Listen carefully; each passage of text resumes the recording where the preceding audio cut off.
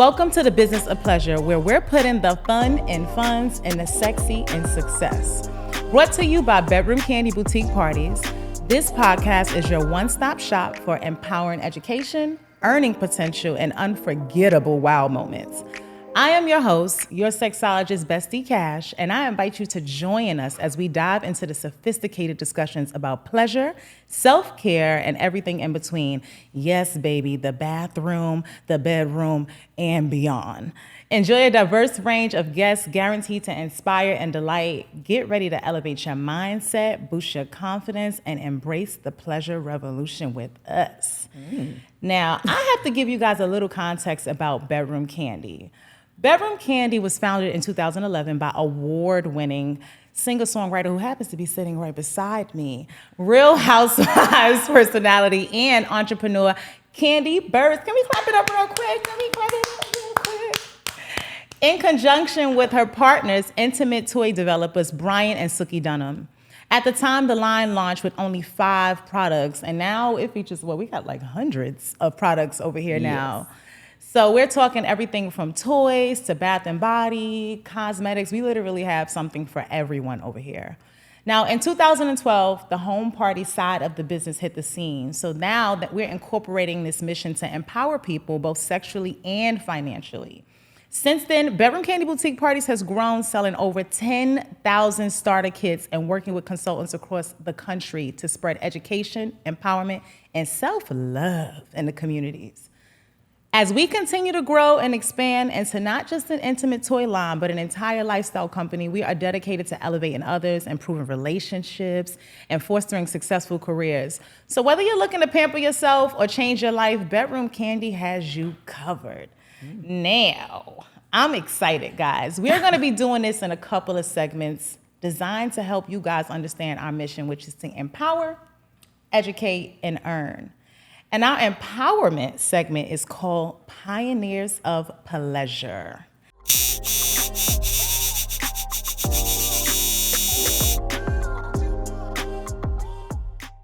Okay, so we cannot kick this off without starting with the pioneer of pleasure here at Bedroom Kandi, and that is none other than Kandi Burruss.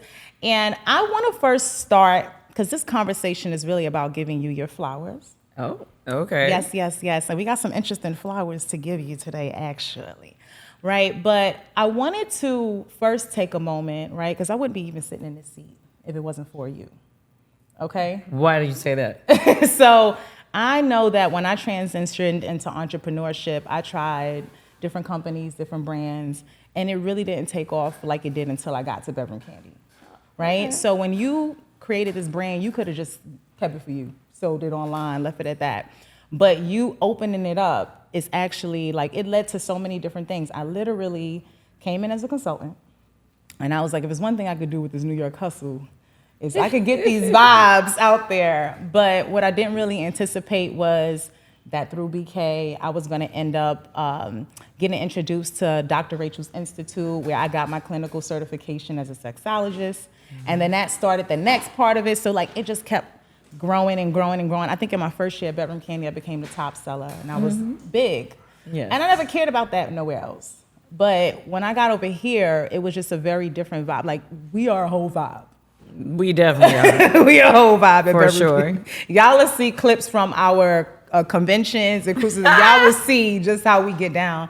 But I have to first thank you for creating that opportunity to not just be bossing up yourself, but to create lanes where other people could find opportunities to make their own lanes through a brand that you created. So thank you, first and foremost. And in order to really thank you, I got a little gift. I got a little something for Oh, we got gifts. So, we had one of our BKBCs.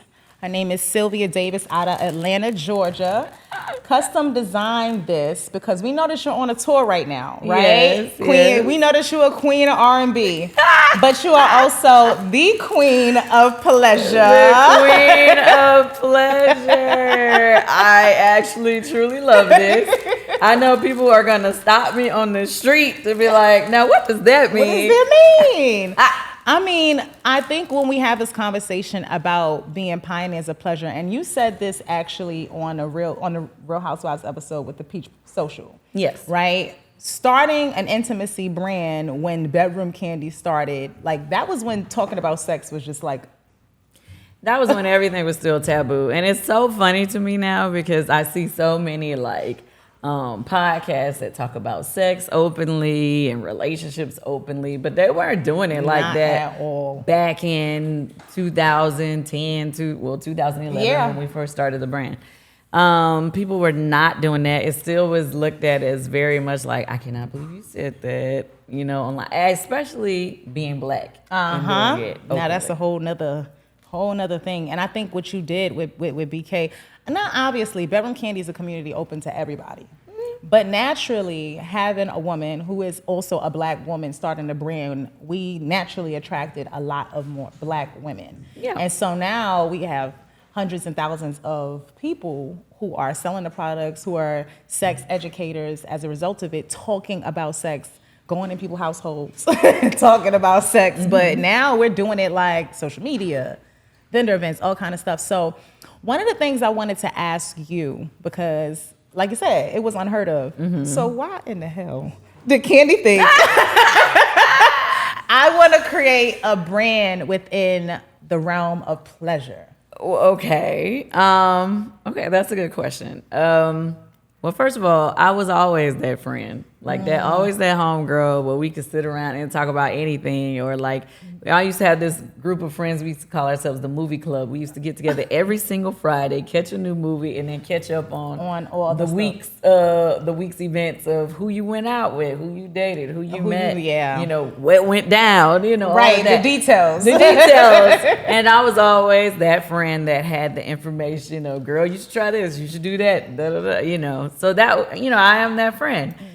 But during the time, I guess during 2010, 2011, I get so confused with dates. Yeah, like I always forget, and you remind me when you go. You said the dates. Yeah. That's when it started. So before Bedroom Kandi, I was doing Candy Coated Nights online. Yes, and that was so random. I was just being silly online, talking with my friends. At that time, they used to have Ustream, or it wasn't. I remember that. Yeah, so we got on there and we was just, you know, I was telling people to call in with their best sex stories.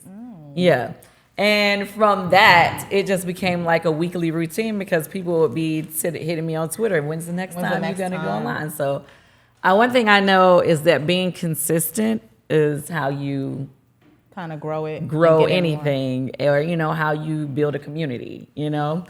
And so I just made it every single Wednesday night, Hump Day Wednesday, Hump Day, right? Hump Day, and now we have Hump Day sales, everything every week. Look how that transferred Hump Day, over. Yes, every day is Hump Day. Every week. Okay, so I was like, Hump Day Wednesday, we're gonna do this every week. So anyway, in the midst of that, I was like, okay, so it's building a following. Mm-hmm. How do I?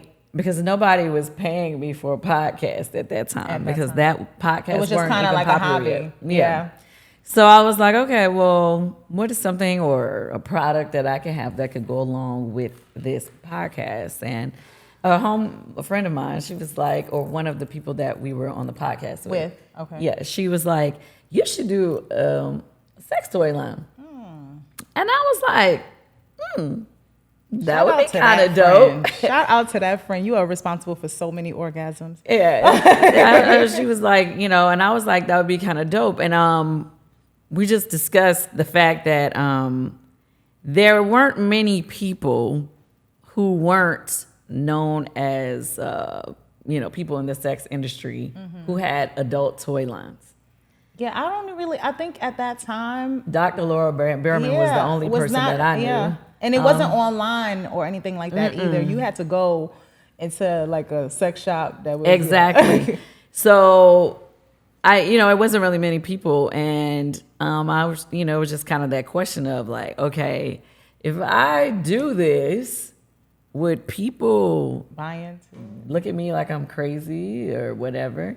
How does your family respond? Did they? My mom was with it. She was like, "Oh, that's a great idea." But mind you, I'm from Atlanta, where strip clubs are popular. You know, like it's part of the scene. It's not a big deal. Vibe. Like, this is something I never tell people. When I was a teenager and after our group first came out with our, album. What's your album? I remember one of the ladies that worked for the label, she said, "So Kandi, what would you like to do with, your money?" When you said, I was like, "Oh, I would love to own a strip club." I was 17 and I said that. We're going to speak that into existence because there's still time. She was like, because she wasn't from Atlanta. She was like, okay. That's an interesting choice. Yeah, she was like, well, why would you want to do that? But after she came to Atlanta, started hanging with, the artists and stuff, she got it. The vibe. But, being a person who came up in that culture, it's not that big of a deal. It's not, and I think places like Atlanta, even Miami, New York, certain places you are accustomed to more of that like party out club going life. So that makes sense. Yeah, it's not big of a deal. Yeah. So anyway, with that being said, me and my homegirl, we talked about it, and I believe whatever the reunion for Housewives that year was it. Maybe the first reunion I was on, or maybe because the second. I think, because you came season 2. So that would have been the first. Yeah, your first reunion. Well, actually, it was their first. They didn't do a reunion. I don't think on their first season. Yeah. Okay. Anyway, so Andy asked me, like something that I wanted to do, and I was like, I want to start my own adult toy line. Oh.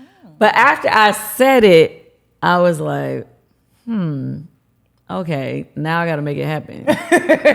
Because I'm not a person who just puts things out there in the world and don't actually see it through. Like I hate, that's like a thing that annoys me. I hate one of those, I would love to, I wish I coulda, woulda, shoulda, coulda person. I hate that. It drives me insane. Every time you see them, they talk about something else they want to do and they never do it. Yeah. It's like, I did not want to be that girl, especially not to the world who's watching me. Right.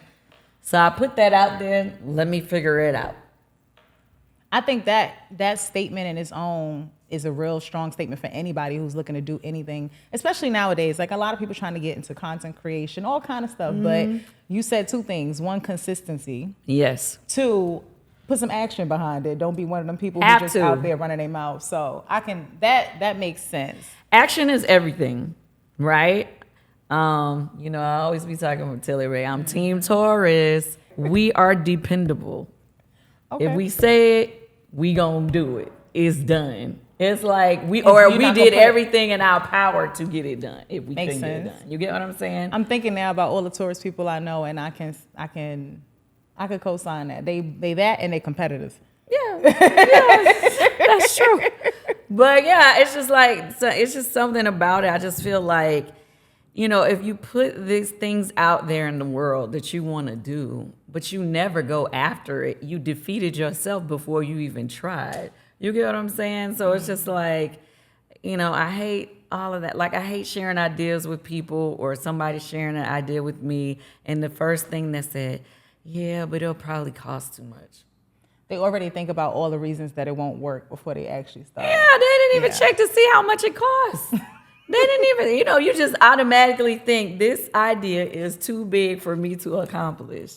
They don't think about, okay, who could I partner up with if it's too big for me? How can I figure this out if I don't know the steps? Who knows the steps that I can talk to? Like, people already be telling themselves why it ain't gonna work. Ugh. I can understand. No, that makes a lot of sense. Get away from me if you are a why it ain't gonna work person.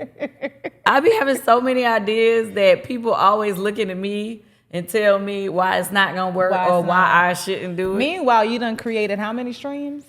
You have at this point, it's too many. But at the time that I had did that, I had already been known as a singer-songwriter. I believe I had already started tags. And you had already been in Housewives, because I think... Yeah, I was already on Housewives, but I was like first couple years into it. Yeah. Yeah. But my point is, it's like, still as far as building a brand from the beginning, people still hadn't seen me do it enough. Even if they had seen me do it once is not enough to people. Mm-hmm. You have to do it multiple times before they really believe that's what you're going to do. Yeah. It's so funny because when we talk with our consultants about getting their stuff off the ground, a common thing people talk about is like, oh, people didn't support them like they thought in the beginning, like kind of stuff. And I was like, I remember like scrolling on Facebook and constantly seeing friends who are always just like, you always got a new venture. Mm-hmm. And I didn't see the last one really have no success. So like you said, I've seen you posting about now you're doing this, now you're selling this, now you're selling that, but you stop doing that and you stop. And I'm like, I can't keep supporting your startups if you're not going to keep follow through. Exactly. Yeah. Yeah. So I could relate to that. So let me ask you this, right? So obviously you said I got to put some action behind it. Mm-hmm. You had the idea. What was actually the most difficult part or challenging part getting started that you found you had to overcome? There were a couple things. Okay, first, shout out to my homegirl.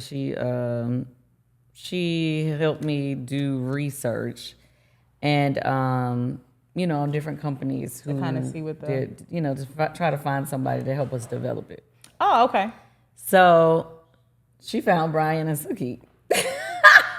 Interesting. She did. And the way she did that is Brian and Suki at Oh My Bod, they already had a product that worked with music.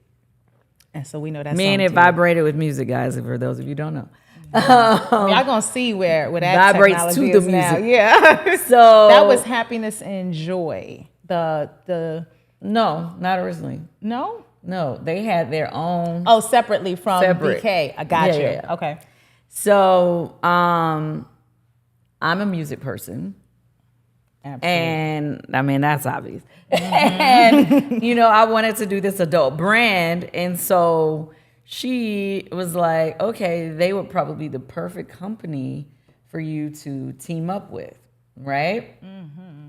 So here was the thought, right? Okay, mind you, when you are a celebrity face and you say you want to do a business, you're gonna have all kind of people reaching out to you to partner with you to basically just do a licensing deal when they license your name or whatever. And kind of work it out like that. Right, exactly.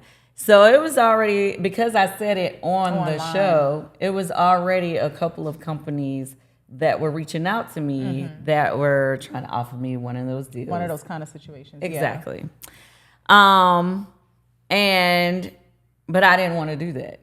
I wanted to actually have a product that I had ownership in, and that we, if I did partner with somebody, we are partners. Equal, in this, as opposed to you just attaching my name and you celebrity to it. You just give me a small, because most licensing fees, for most people who don't know, could be like anywhere from 3 to 7% for their first deals. Mm-hmm. You know what I'm saying? So like a lot of those celebrities who do, a lot of big brands, collaborations with big brands, they're only getting a small percentage as opposed to having or ownership. They'll get a fee or something. Okay, that makes sense. Yeah. Right. Okay. So, but when we met with Brian and Suki, they were like, "Well, we can't pay you no advance." Not that I didn't ask them to be but clear. They were upfront. But they were very upfront, mind you. Found out later Suki is a Taurus like me. Okay. So anyway, but they were like, we know how to make quality products. And they really didn't know much about me at the time. We had two different worlds. Completely. So they were just like, we don't mind helping you develop this product or whatever. And we can be partners if you are willing to just go into this with us as a equals. 50-50, and that's the thought. It's like, okay, now here you are over here, you got some people over here offering you 6-figure deals, right? For an idea that you just threw out there to the world that you want to do. Right. Meanwhile, you have some folks who are like, we ain't got 6 figures. Yeah, and mind you, these people already got, many stores that they trying to offer you, whatever. But one thing about me, I want my stuff to always be quality. I want to always own my stuff, let's be clear. And I want it to be quality.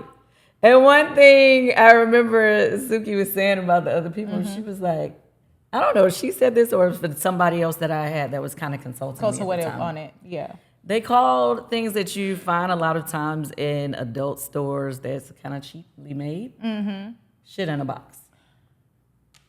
Well, we ain't got that over here.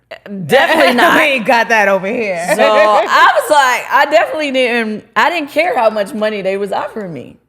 If the quality wasn't going to be what it was, then I wasn't going to put your name on it. I would have helped build something that wasn't really, that I couldn't walk away from it and say, this is mine. You know what I mean? Right. It makes a lot of sense. Okay. So I was like, yeah, that's not for me. So what I sounds like one of the challenging parts was even just choosing the right partner when you had so many crabs in a bucket trying to reach at you. Exactly. It's all about, do you want to take easy money or do you actually want to put your heart and soul into something and start it from the ground up and really, see what can happen. Imagine that, what are we now, 13 years from then? Yeah. That, how do you feel today with that? I made the best decision in the world. Let's be clear. There were so many pluses to going in the direction that I went. Okay, so like I said, well, Brian, Suki, and I, we are lifelong partners. We have, so many things that we've built and made together. But just to be clear on a business note, this is another thing. People said that was the other thing that was a challenge. What I wanted to do, because I want you to see it and it happens within that season. Okay, I'm not later. You guys see it happen today. Who can pull it out now? So when I met Suki, I said, look, this product needs to be done within a 2-month span because our season was short at the beginning. I was like, it was like 2 or 3 months. And she was like, I don't know about that. Like, to develop a product and actually execute it and ready to launch in 2 months. So I was like, look, I can't just be talking about something. So she was like, okay, we could get maybe possibly like, the mock-up. At least the model so we can start to showcase that. Yeah, so you can see the model and we could do that. So we were like, I was like, okay, that's good enough because as long as we have products that we've made that people can physically see, that is something that I can do for my launch by the time we finish filming, not the time that the show airs, the time we finish filming. So the show comes out months later. Right. But we gotta have this done before it ends up. And so she was like, okay, it's a lot of pressure, but we're gonna make this happen. So we made it happen. And it was a huge gamble. But when I tell you, I think in the first full month of business, we had recouped our initial investments. That is a big deal. Most people don't see that return on investment for like a significant amount of time. So that's that's big. But listen, everybody that told me I was stupid for doing what I was doing, that was all they kept saying. Oh, I knew this one guy. I don't even want to say what company he was with. He was with a big company, and he was like, oh, you're crazy if you don't take this money. A lot of adult product toys, they'll never really kind of take off and make this type of money. I know he's regretting that statement today. Yeah, he has regretted it. I've seen him since. But he was just like, yeah, you should take the money. And I was like, no, I'm gonna gamble with people that I'm just meeting for the first time. We had just met, and we took this gamble together, and it definitely has... It paid off. And that's awesome. The next year, and this is what I love about Brian and Suki, when I have these crazy ideas, the next year, we barely had the products out, child. Right. And I was like, hey, you know what I always wanted to do? I always wanted to have one of those in-home party consulting companies.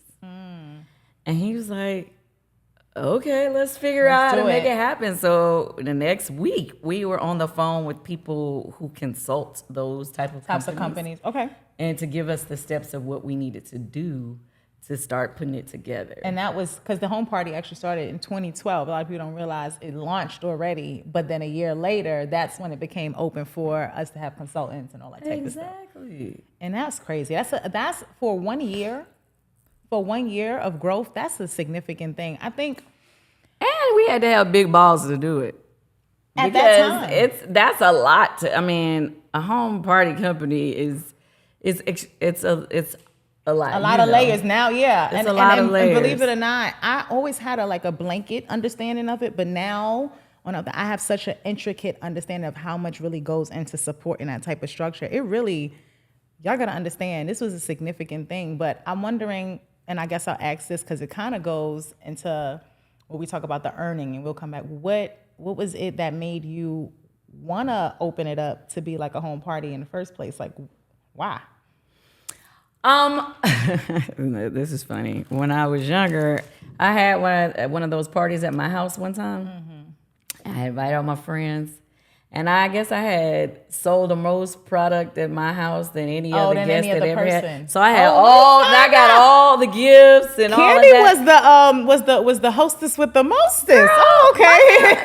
Me and my whole family, we lit, girl. All our parties be lit. Okay? Come on now, Bedroom Kandi. I already know. Our parties be lit. But anyway, but from that experience, I knew that there was a lot of money that was in that lane. Okay. And also, I love helping.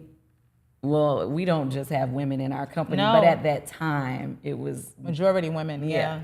So I love to see other women come together on business and build brands, because obviously if we making money together and we're all working together to build, then there's a lot of money to be made for everyone involved. Right. And honestly, that's the whole collaboration aspect of it that I think some people just lose. It's not like everybody, and I'm putting this message out to anybody. A lot of people are always just thinking about, immediate, what can I get? What can I get what can I get? But that's the kind of why we're having this conversation about giving you your flowers, because you could have taken that same, you know what I'm saying, mentality. And you were on some, and you don't just do that with Bedroom Kandi, because if people watch your stories and stuff, you always, you'd be like, oh, so-and-so just gave me this cup. Well, because I just kind of feel like, definitely you pour into people and it comes back. Even if that person didn't pour back into you, you get it back from somewhere, right? So, I just try not to be selfish in anything that I do. And I know it's hard for people to believe that I did grow up a preacher kid, okay? I am, so I have a lot of... Until you said that just now, that was new information, and I wouldn't have believed... Like, if someone would have did trivia, I would have been like, I would have definitely got that wrong. But yeah, my grandfather's a bishop, and I know, my great-grand... my daddy's side, okay? My mom and the dad separated, so, I got a little bit of both sides. But my point of saying that is I do have strong religious beliefs, okay? And with that being said, I just kind of always prayed when I was younger, like, God, if you always give it to me, I promise I'm going to share it with everybody else. Everything you give to me, I promise I'm going to share. So I just kind of feel like in everything I do, I try to, whether it's sharing my platform, sharing the opportunity, sharing, I just feel like it's, and it multiplies, and I can say I agree with that statement. Like, a lot of times people are money motivated, but I find that when you move with the right intention, the money, it just comes. It just comes. The money just comes. Right. Honey. Wise words from Burruss. Well, they said, what's your nickname they got for you? Kandi Get a Bag Burruss. Oh my gosh, that is so funny to me. When they say that, I always see people in the comments, but it's kind of true. It's kind of true, and it's several bags.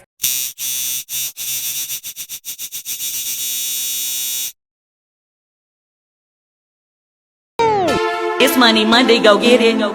It's money out there, go get it. It's Money Monday, go get it. It's money out there, go get it. Hey, it's Money Monday, go get it. Hey, it's money out there, go get it. Hey, it's Money Monday, go get it. Hey, it's Money Monday, go get it. Hey, it's money out there, go get it. Hey, it's Money Monday, go get it.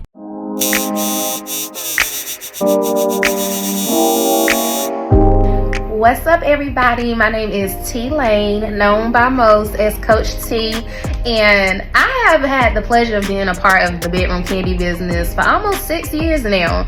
I came in for 2 reasons. The first reason was I knew that I wanted to start a life coaching business for females of all ages, helping them to figure out how to become the best and highest version of themselves. And it's because I had to learn how to do it. One of the things I had to learn how to overcome so that I could be my best self was childhood sexual trauma. And so I felt like Bedroom Kandi and its products, what it had to offer, would go very well with the knowledge and skills and tools that I was teaching the females that I would be working with. So that was the first reason why I was like, oh, Bedroom Kandi, I gotta join. Second reason was I came from the corporate America world. I had never been in the field of entrepreneurship, and I felt like network marketing, which Bedroom Kandi is a network marketing business, I felt like this was the most affordable way for me to figure out if entrepreneurship was for me and learn the skills I needed to run my own brand and business.